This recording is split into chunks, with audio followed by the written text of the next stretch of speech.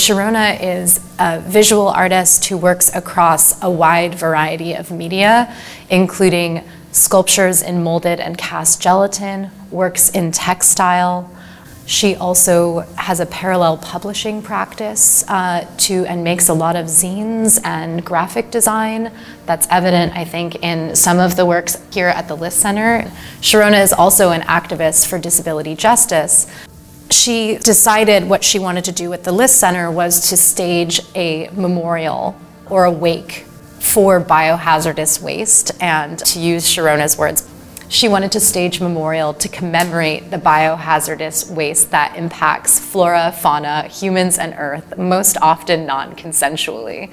Based on her own lived experience and lifelong interactions with healthcare economies and the medical system, she has a very complicated relationship to this subject.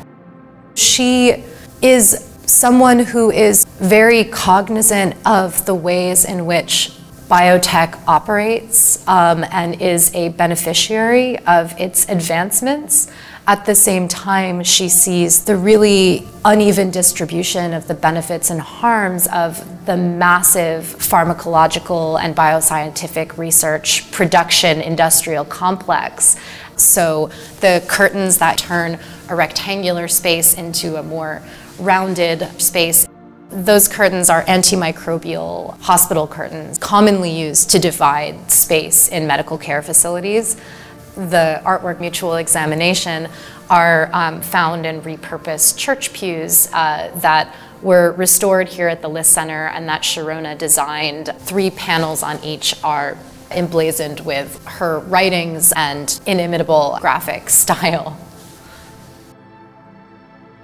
The central sculpture in the exhibition is this work, Anti-Alpha Principles. It is a biodegradable child-sized casket made of willow wicker and then cast in porcine gelatin that's then sort of dehydrated into a resin-like substance, but not before she embedded the jelly layers with scrolling text, also her own writing, as well as a lot of different botanicals, and importantly, a lot of detritus and products from the pharmaceutical industry.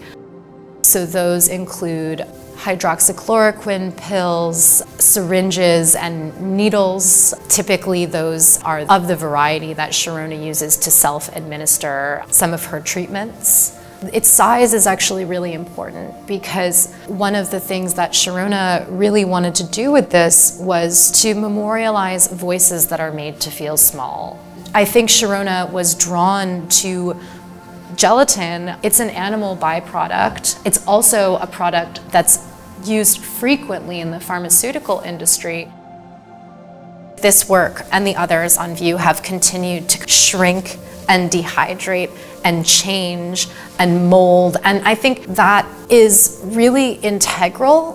The fact that she's working with biological materials that came so directly from life, I think is really critical to her work and its impact.